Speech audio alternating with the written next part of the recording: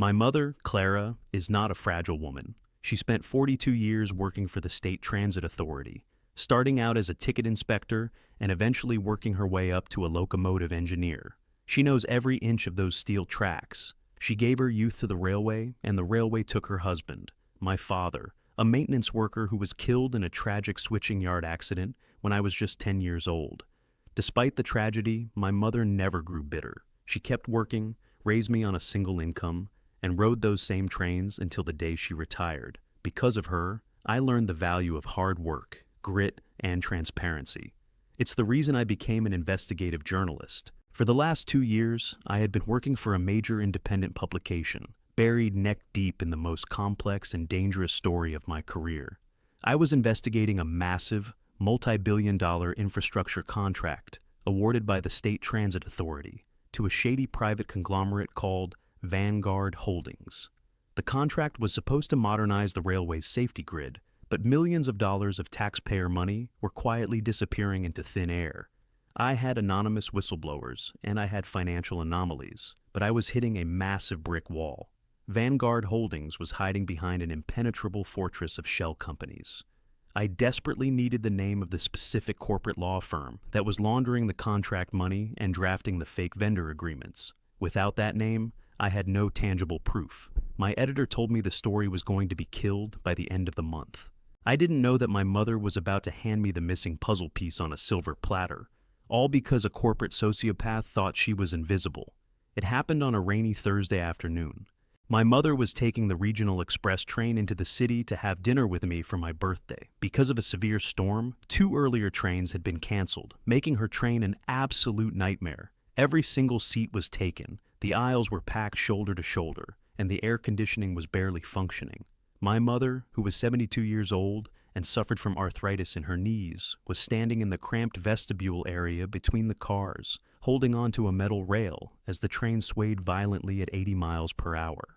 She noticed that inside the first-class car, right next to the glass doors, there was a young man taking up an entire double seat. He was maybe 30 years old, wearing a custom-tailored charcoal suit, a Rolex that cost more than my mother's annual pension, and wireless earbuds. He was sitting in the window seat, and right next to him, occupying the aisle seat, was a sleek black leather designer briefcase. My mother watched 3 different people walk past him, exhausted, looking for a seat. He didn't even acknowledge them. Finally, a sudden jolt of the train caused my mother's knee to flare up in agonizing pain. She knew she couldn't stand for the remaining 90 minutes of the journey. She slid the glass door open, walked up to the young man, and cleared her throat. "Excuse me, sir," she said politely. "Would you mind moving your briefcase to your lap? I'm having some trouble standing, and it looks like that's the last available seat in the car." The man slowly turned his head, looking her up and down with an expression of sheer, unadulterated disgust. He didn't remove his earbuds. He just let out a heavy, dramatic sigh, as if the mere presence of an elderly woman was highly offensive to his existence. "The briefcase stays," he said, his voice dripping with arrogance.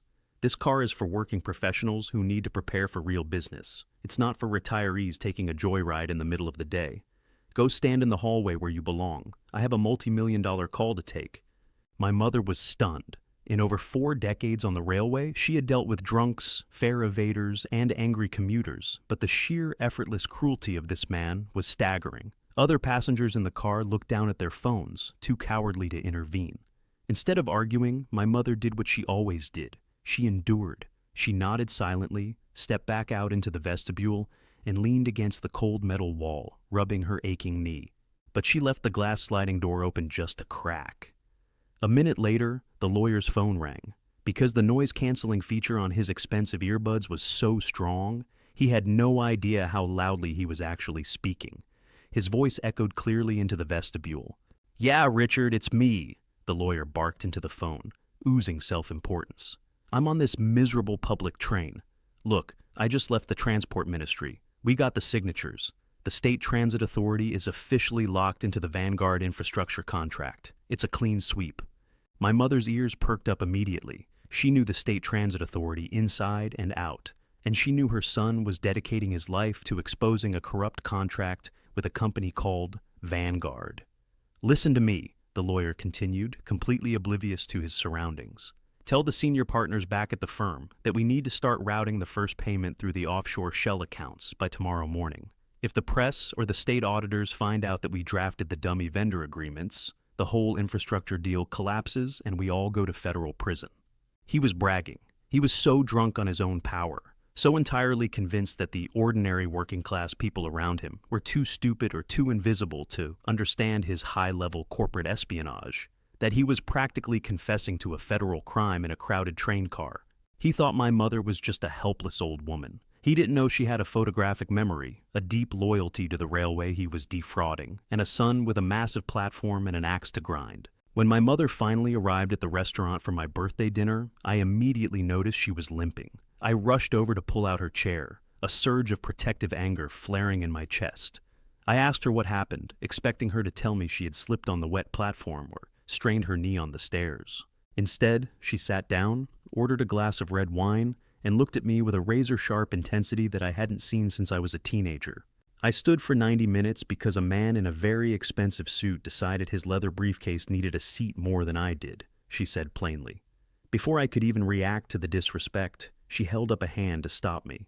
"Don't get angry yet. I think he just gave you your Pulitzer."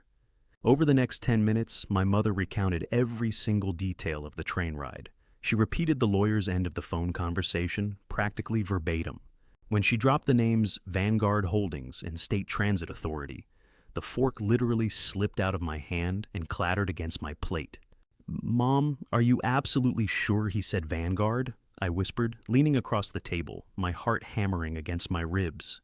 "And he explicitly mentioned offshore shell accounts and dummy vendor agreements?" "I spent 42 years making sure massive freight trains didn't derail, sweetheart," she smiled, taking a sip of her wine. "My hearing and my memory are perfectly fine. He was bragging to someone named Richard about laundering the infrastructure money." I ran a hand through my hair, my mind racing at 1,000,000 miles an hour. It was the smoking gun. It was the exact confirmation I had spent 2 years looking for. But there was still a massive problem. "It's incredible, Mom. It really is," I sighed, the momentary high crashing down into reality. "But without knowing exactly who he works for, I can't follow the paper trail. I need the name of the law firm routing the money, unless he introduced himself on the phone." "He didn't," she replied calmly. "But like he told me, his briefcase was very important. It had a seat of honor right next to the aisle. I had an hour and a half to stare at it through the glass door." She reached into her purse, pulled out a small notepad she always carried for grocery lists, and slid it across the table to me. "It was a custom-made bag," she explained. Under the handle, stamped in gold foil, was the logo of a scale and a sword, and right below that were the words, "Sterling, Croft and Hayes, Senior Partner." I stared at the piece of paper, completely paralyzed. Sterling, Croft and Hayes was one of the most ruthless, elite corporate law firms in the state. They were known for representing untouchable billionaires and securing massive government contracts. I didn't even eat my dinner. I paid the bill, hugged my mother tighter than I ever have in my life, and sprinted back to my apartment. I booted up my encrypted laptop and logged into a specialized financial database I use for offshore corporate registries. I searched for Sterling, Croft and Hayes cross-referenced with Vanguard Holdings. Within 3 hours, the impenetrable fortress completely crumbled. Using the specific dates the lawyer had mentioned on his phone call, I found the exact digital footprints of the shell companies. The law firm had set up 4 dummy corporations in the Cayman Islands. They were actively funneling taxpayer money meant for railway safety directly into the private pockets of Vanguard executives and the law firm's senior partners. It was an absolute, undeniable paper trail of federal fraud, racketeering, and embezzlement. The arrogant lawyer in the first-class car thought he was untouchable. He thought the working-class people around him were just background noise in his glamorous life.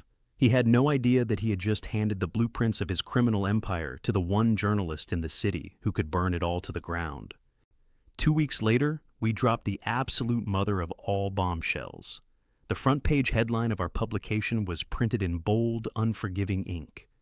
"The Vanguard Heist: How Elite Lawyers Defrauded the State Transit Authority."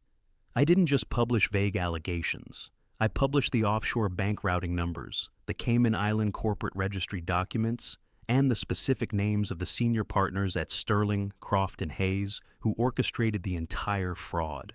The fallout wasn't just immediate, it was explosive. By Monday morning, the governor held an emergency press conference, officially terminating the multi-billion-dollar Vanguard contract and freezing all associated assets. But the real show happened at noon.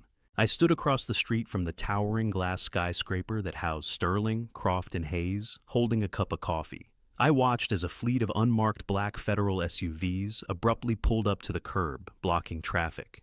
Dozens of federal agents wearing raid jackets swarmed into the pristine marble lobby. An hour later, the arrogant lawyer from the train was escorted out of the building. He wasn't wearing his custom-tailored charcoal jacket anymore. His hands were tightly zip-tied behind his back.